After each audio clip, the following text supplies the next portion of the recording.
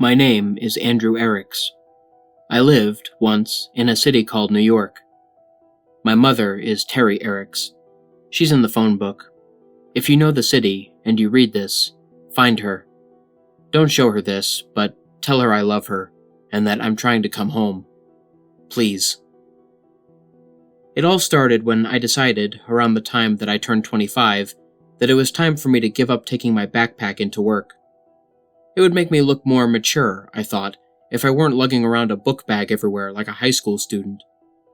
Of course, this meant that I had to give up reading in the subway in the mornings and afternoons, since I couldn't quite fit my paperbacks into a pocket. A briefcase would have been out of line, since I was working in a factory, and messenger bags always seemed a little, fruity to me. Too purse-like for my liking. I had an MP3 player, which helped pass the time for a while, but when it broke, it would shut down at the end of every song if I didn't skip to the next track manually. I gave that up too. So every morning, I'd sit in the metro for a half hour that dragged on endlessly, with nothing at all to do but watch my fellow passengers. I was slightly shy, so I didn't like to be caught doing it, so I'd surreptitiously watch people. Interestingly enough, I quickly discovered that I wasn't the only person in the world who was uncomfortable in public. People covered it up in various ways, but I learned to see through them. I divided them up into categories in my head. There were the fidgeters, who couldn't get comfortable, constantly moving their hands, shifting their weight, moving their legs closer to the bench, then further. They were the most noticeably nervous types. After them were the fake sleepers, who'd take their seat and practically close their eyes in the same second. Most of them weren't really sleeping though. The real sleepers shifted more, came awake suddenly at stops or after loud noises. The fakes just zoned from the second they sat until the moment the train pulled into their stop. Then there were the MP3 player addicts, the occasional laptop people, and the people who traveled in groups and talked too loudly. The cell phone junkies were either very popular or just completely unable to shut up for more than 2 minutes at a time. Just as people watching was threatening to get unbearably boring, I found my first incongruity. A middle-aged looking man, brown hair, average size and weight, and dressed casually. Oddly enough, he seemed almost too normal. He had no remarkable features, no mannerisms, almost as if he were designed to fade into a crowd. It was that which led me to notice him. I was intentionally trying to see how people acted on the subway, and he didn't act at all. Didn't even react either. It was like seeing someone sitting in front of the television watching a documentary about fish. They aren't excited, aren't engaged, but they aren't looking away either. Present, but not accounted for. He was on the subway in the afternoons. It was more than a month into the people-watching experiment before he caught my eye, because I didn't catch the same subway every day, and didn't consciously sit in the same car when I did. I saw him for the first time on a Monday, I believe, and for the second time on the Thursday of the same week. He obviously did catch the same train, and sat in the same car. In the same seat, even. OCD much? I thought at the time. Since he'd caught my attention so much the first time, I watched him more avidly the next. Frankly, he was downright unsettling. He didn't do anything at all. He just sat there, expressionless, head straight, no matter what happened. A woman with a wailing child entered the car and sat right behind him, and still nothing. He didn't so much as turn his head or act annoyed. And that kid was loud, too. By the time the subway reached my stop, I found myself queasy, and when I exited the car, my hands were shaking like I was having a nicotine fit. Something about that man was wrong. He was, I thought, some kind of freak. A sociopath, maybe. One of those quiet guys who, it turns out, has a dozen women's heads in his freezer, the first victim being his mother. I found myself intentionally dawdling after work in the afternoons, stopping to browse in kiosks in the mall near the subway, even when I didn't intend on buying anything. For a couple weeks, I avoided catching that subway, and when I found myself at the stop when it was pulling in, I made sure to choose a train car as far from the one I had seen him in as possible. Then, one morning, I saw another person who set off the same warning bells in my head. A woman, just as plain-looking, just as out of place in the hustle and commotion around her. The moment I recognized her, I realized later, was when my obsession began. The people-watching, which had begun as a bit of a hobby to stave off boredom, became something of a religion to me. I couldn't enter a subway or ride a bus without finding myself examining everyone, filling out a mental checklist in my head. Plain clothes of solid colors, no brands? Check. No expressions, no casual glances out the windows or towards other passengers? Check. No bags, purses, or accessories? Check. Check, check, check, we've got another. I started calling them the strangers. I didn't see them every day, even after I started taking the metro more than I needed to, even when I found myself riding buses out of my way in the evenings. But they were there, often enough. Seeing one would set my teeth on edge, make my palms sweaty, and my throat feel dry. If you've ever given a speech, you might recognize the feeling. Even though they didn't pay me the slightest bit of attention, I felt like I was on display for them. I could see them, plain as day. How could they miss me? They didn't, though, not in any way that I could tell. And when eventually my curiosity overpowered my fear, I decided to follow one. I chose the one that I had found first, the man in the afternoon subway who always kept the same seat. I got on and took a seat behind him. We rode to the end of the line, and he rose and walked out before I did. Keeping distance between us, I tailed him, but he didn't go far. He took a seat on a nearby bench, as expressionless as always, and I turned a corner and waited, trying to look nonchalant. After a few minutes, the next metro arrived, and I watched him enter it, and saw him take the same seat. I couldn't find the nerve to follow him again. He hadn't gone anywhere. He just rode the metro to the end of the line, and then what? Rode it back? What possible reason would anyone, have for that? It nagged at me, long after I had rode a later train back home and tried to get some rest. I couldn't leave it alone, not until I could make some sense of it. I found myself more than confused. I was downright angry now. Why was this uncanny lunatic, this almost inhuman person, riding subway trains back and forth, going nowhere? The mind, I once read, recoils from certain things, because the very sight of them is an affront. Spiders set it off in a lot of people, especially the great big ones. They just look wrong to us, alien. That was the effect the strangers were beginning to have on me. They offended my senses. I followed him again the next day, and again the day after that. Every day, for at least a week, the two of us made our silent trips together, though only I knew of it. By the end of the week, I was following him for hours, until the last train that stopped near my apartment block that night. We rode from one end of the city to the other, then back again. I wasn't people watching anymore. I was person watching, stranger watching. I didn't have eyes for anyone else, though peripherally, I noticed more than a few confused glances sent my way. Aside from that, we two might have been the only two people on the planet for all I cared. I lost my job the next week. My manager was kind and timid, but firm. I wasn't concentrating. I had no focus. Wasn't being anywhere near productive. It was actually quite a speech, I think, but I could barely hear it. All I could think about was my new work. My vigil. What would that thing,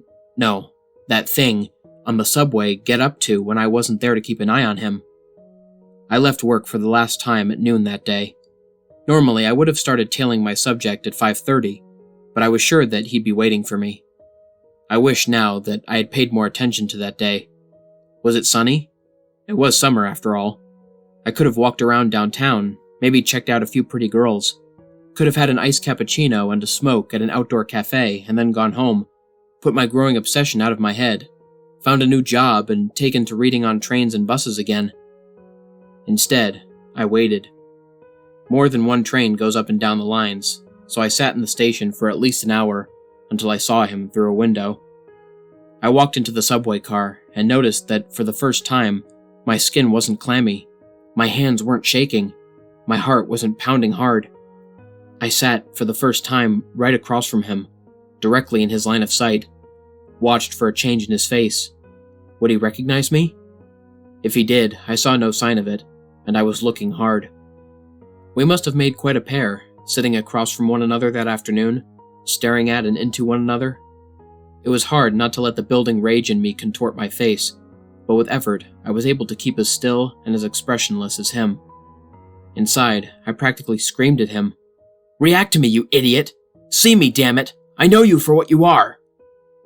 I didn't, though, and my silent demands weren't answered. Not the first trip around, nor the second, nor the third, nor the 10th. We rode far into the night together, and at each terminus we got out together and waited. I sat right beside him on the bench, watching him from the corner of my eye, and still got nothing from him. But two could play that game as well as one. Finally, we made our last trip together. I had him, and I knew it. Last trip of the night before the trains stopped running.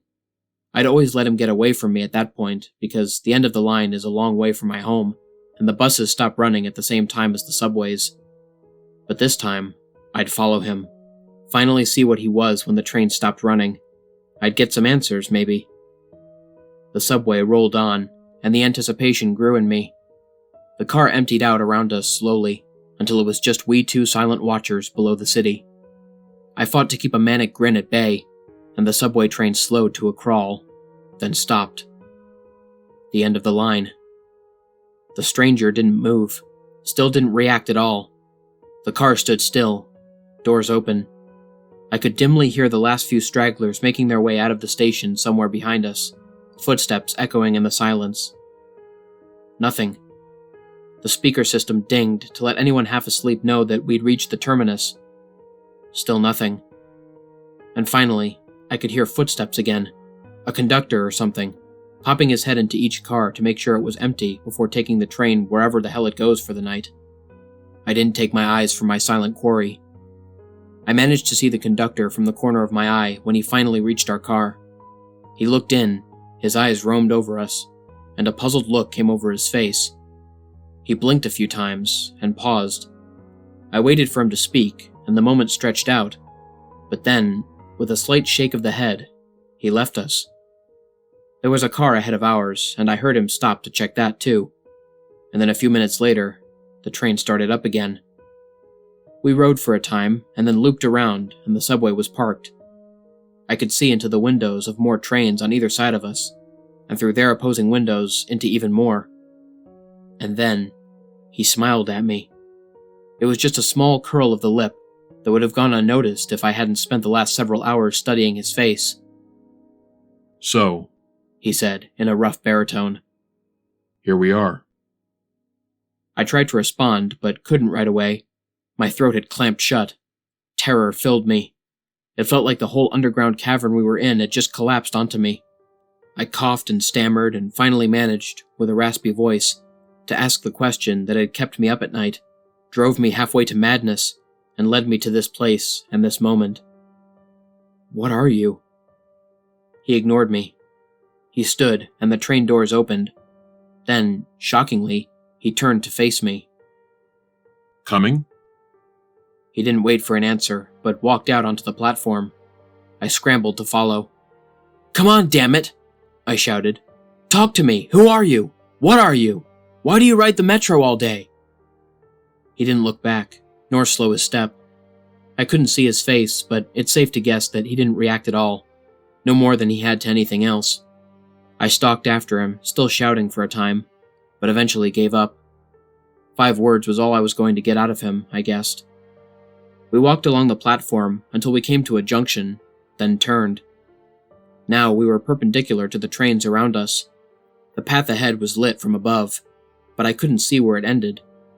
The trains on either side of us went on forever, as far as I could tell. Far too many trains to service one city, I realized.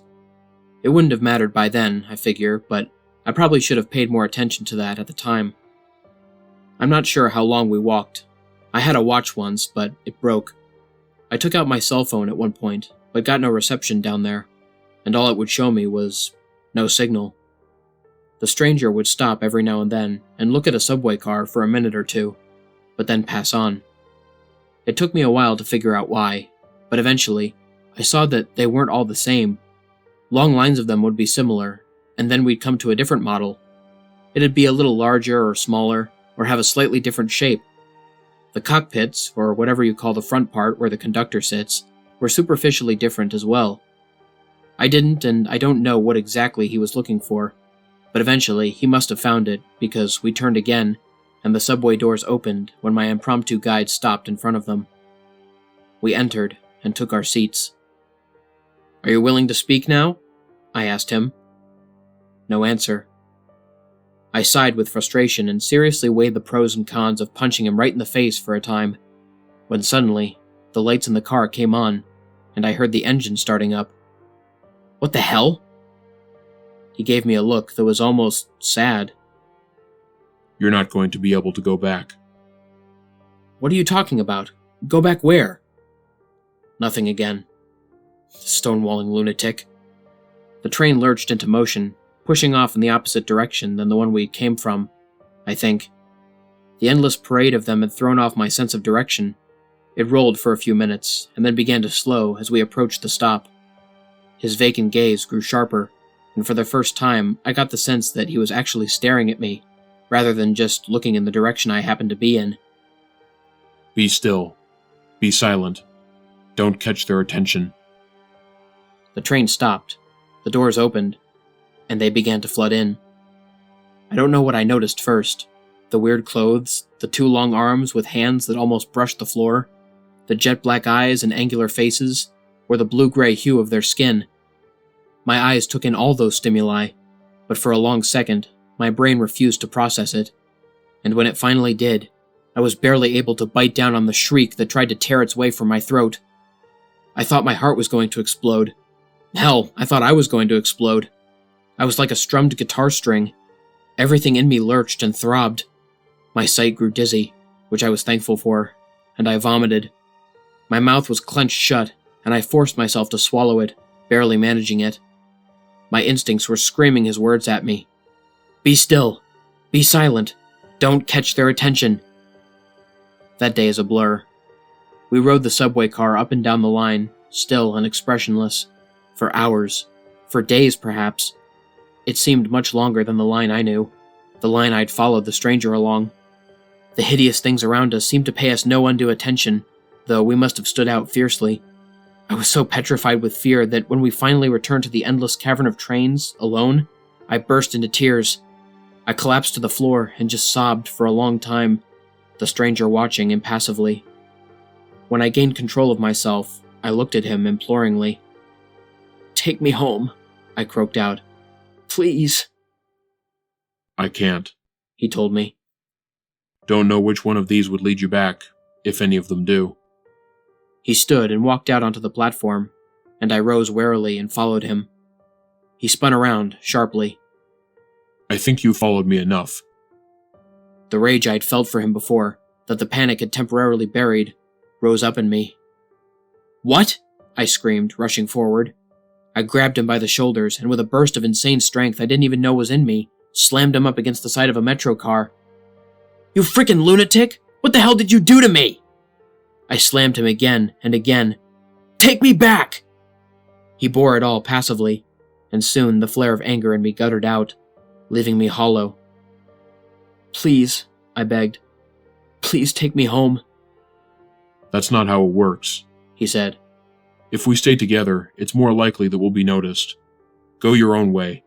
Be still and be subtle, and they'll think that you're one of theirs. How could you do this to me? Why? He gave me another almost sad look. I had to. You will too. You get stuck sometimes. He brushed my hands off his shoulders and turned to walk away. I fell to my knees, suddenly out of strength, and watched him leave. At the junction, he turned back to face me. I'm sorry. And then he was gone. I stayed there on the cold tiles for a very long time. I curled up into a ball and wept for a while. After there weren't any tears left in me, I even managed to get some sleep. When I awoke, the subway train I'd come in was gone, off carrying more blue-gray abominations to wherever blue-gray abominations go. I couldn't handle going back there anyways. I tried to find my way back to where I'd started, to find a subway that I recognized, but I wasn't even sure which direction I should have been going in anymore. I walked for an hour, then another. Finally, I found one that might have looked familiar, or I was desperate enough to imagine that it did. When I stepped up to the door, it opened for me, and I took a seat. It started up, and in spite of being a lifelong agnostic, I prayed my heart out. The train slowed to a stop, the doors opened, and for a second I thought I was saved. People! Human beings! I'd be the most devout man in the world. Then I noticed their eyes, specifically the third large eye in the center of their foreheads. Well, screw you then, God, I thought. They were easier to take than the last bunch, though, and I was thankful for that. The third eye blinked independently of the other two, though, and that was nauseating. And when one of them smiled, or laughed, or spoke with another, I couldn't help but notice that their teeth were sharp and misshapen and yellow-green with filth. But if I was careful and selectively blind, I could pretend for a stretch that I was home.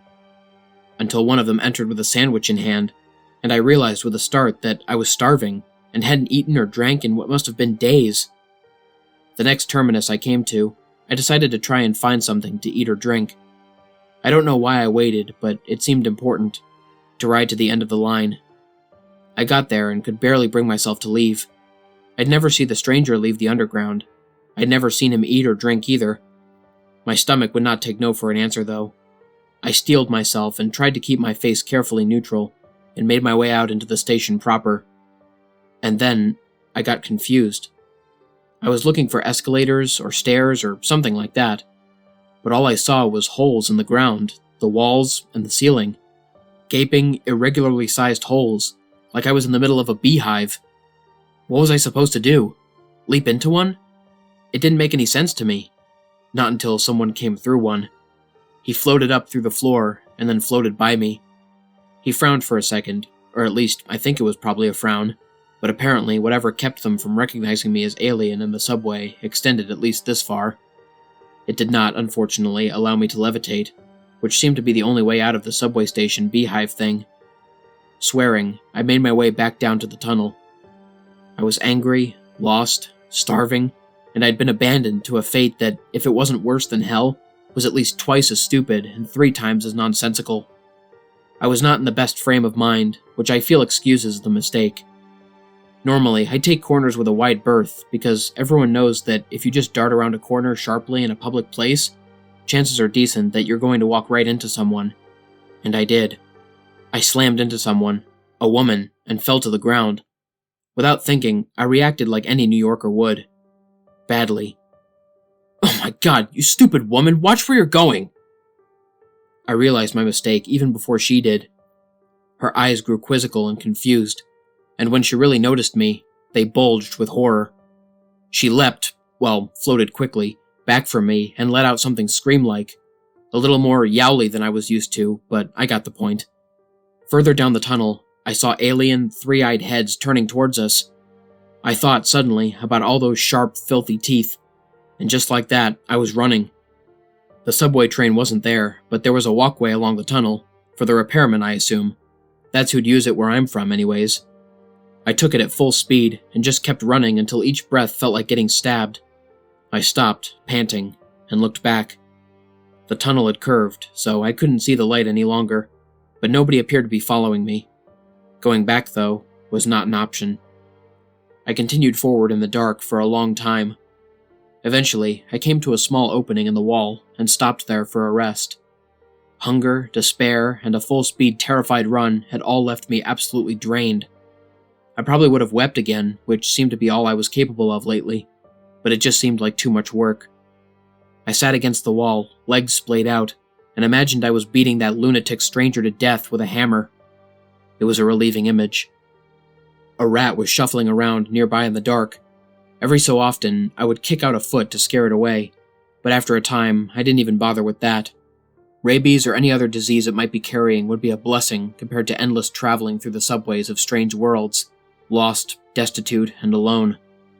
When it crept near me again, I didn't shoo it off. Even when it reached and pressed against my leg, I couldn't bring myself to care. Not until a train passed by, and the lights of its cars lit up the culvert I was in, and the thing that I had thought was a rat. It was rat-like, yes, but not as much as it was spider-like. If someone had bred the two of them together, the resulting abomination might have been almost as horrible as the thing nuzzling my leg. I shrieked, flung myself up from the floor, and booted it like a soccer player would, right into the opposite wall. Its back made a sickening crunch, and I watched it twitch out its last before the final car passed, and darkness returned. And in the darkness, a terrible thought came to me. I wondered if it was edible. I didn't want to, and I gagged just imagining it. But I was hungry, and there was no guarantee that I'd be able to find food in this place, or ever again. Rat spider was my only option. I held off as long as I could, but in the end, survival trumped squeamishness. I had my lighter, but nothing to light on fire. I picked meat off its carcass and cooked it a little by holding it over the flame, but it didn't help much. Nothing could have. Its meat was foul, more foul than anything you can imagine. I've been that desperate for food since, and eaten many other questionable things, but nothing has ever been as bad as the rat spider was. In retrospect, that is when I became a stranger. Before, I had struggled to reach that expressionless state the other had maintained. What I had taken for calm was numbness. A sharp rock thrown in a river will, over time, have its edges rounded off by the water beating over it, and what I had gone through had done the same. Tearing up and eating a monster in the dark below an alien world, the last of my edges smoothed. By the time I left the darkness and came back into the tunnel, I was as expressionless and empty as the one who had led me here had ever been. That was not the worst of it, though. The worst came later. The first time I got stuck. The stranger had mentioned it, but in the state I had been in, I had hardly noticed. One night, at the end of the line, I was asked to leave the train. The world was one of the closer to normal ones. The people were almost human, as I recognized it. They were orange, sure, and hunchbacked, but aside from that, they were practically normal. After the last world, where the people had been hideously overweight, six-breasted hermaphrodites with no noses, the orange guys were pretty much beautiful to me. I thought at first that the conductor was talking to someone else, but I was the only one in the car. And moreover, I had understood him. The oranges certainly hadn't been speaking English all day, but nonetheless, I could understand what he was saying. When I stood, I began to realize why. I couldn't stand up straight. I was hunchbacked, and as I saw in my reflection against the window as I exited, orange. I pieced together the rest from there. Stuck meant that I was trapped in this world, for some reason, and stuck looking like them as well, which would be handy if I wanted to take the opportunity to leave the subway station, which is possible most times, but requires a lot of care and is quite overwhelming. Alien worlds are a little revolting, I have found. You try to compare them to your own, but the differences are so vast that it just makes you sick. I left that subway anyways, because it was clear that I wasn't returning to the central hub, what I had taken to calling the infinite line of subway trains, that night. Or any other night, I soon found out. Whatever had let me go unnoticed wasn't working any longer. I considered, briefly, staying. But this place wasn't home, and could never be. Even if they looked like me, their culture was bound to be different. That was a lesson I had learned before. Even worlds where the people are absolutely indistinguishable from me are fraught with danger. I was once on a world where the people looked just like me. Well, actually, they looked Brazilian, but that was more than close enough. And learned the hard way that the gesture that to me means hello meant something gravely insulting. Insulting enough that I had been beaten half to death while a crowd looked on with approval. Besides, even if that place had a culture I could fake, I didn't want to stay. I wanted one of two things, to find my way home, or to find the stranger who had sent me on this path and beat the hell out of him. Nothing else would do. So I wanted to move on. I wasn't sure, though, if I could do to some poor sucker what had been done to me. Could I really force someone else to wander the eternal underground like me? It turned out I didn't have to. After a few months, one of them did notice me, and yes, began to follow me for weeks. I very carefully made it seem like I hadn't seen him, just like the stranger had. But I was torn between the desire to warn him away and the desire to bring him to the end of the line so I could leave his dismal world already. The last night, he followed me to the end of the line, just as I had once done. He hadn't managed to work up the nerve to sit right across from me, though, and as soon as the train stopped at the terminus, he rushed off. I waited, hoping the conductor wouldn't see me and I could continue on, but to no avail. I left the car, and the metro rushed off without me, and I cursed inside. As I walked around the corner towards the ticket booths, the young man who had been following me attacked. He had a wicked curved knife and should have caught me by surprise, but I had been traveling through hostile alien worlds for several years. My reflexes were sharp. We struggled viciously before I managed to wrestle the knife from him. I don't know how it got in his neck. I don't think I wanted to kill him. I hadn't even been that angry. remembering my own building rage from so long ago. Afterwards, as he lay there, bleeding out, I got mad. I kicked him repeatedly, shouting, "You idiot! You were supposed to follow me!" I fled the scene of the crime, but not for long.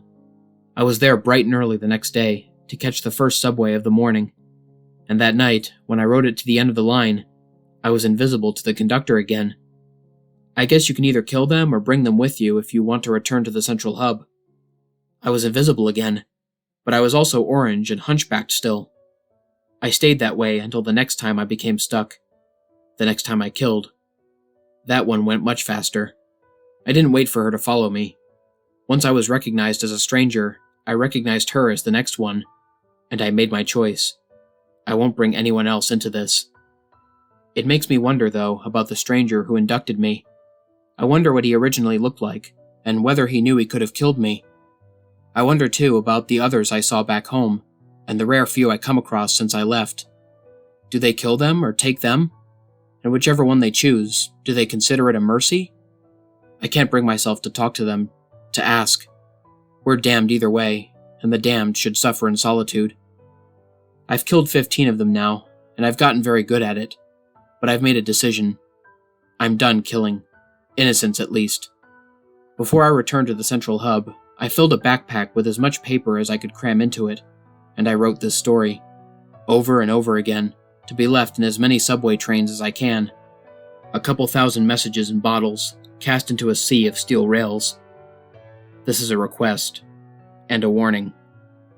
My request, above, was that you find my mother and tell her a lie. It's a white lie, don't worry. Tell my mother that I love her, and that I'm trying to come home. It may give her some hope, or a small measure of peace. I wish it were true, too. But here's the thing. I've been thinking of myself as like Odysseus, lost and adrift, looking to return to familiar shores. But I am not lost at sea.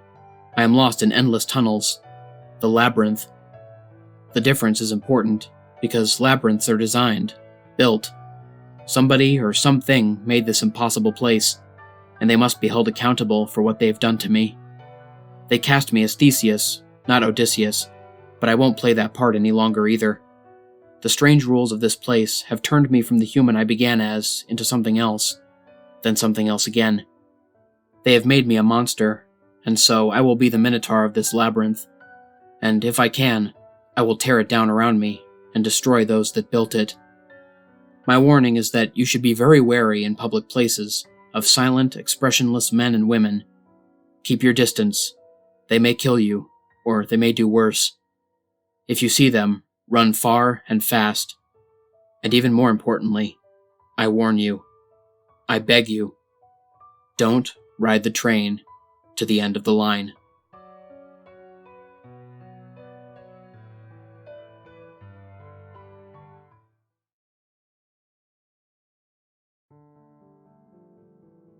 What's up, everybody?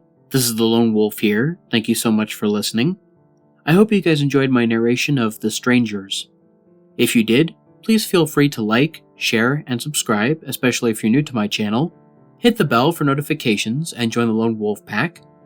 If anybody wishes to reach out to me regarding personal stories, recommendations, or advice about the channel, feel free to leave a comment on any of my videos or send me a direct message on any of my social media platforms.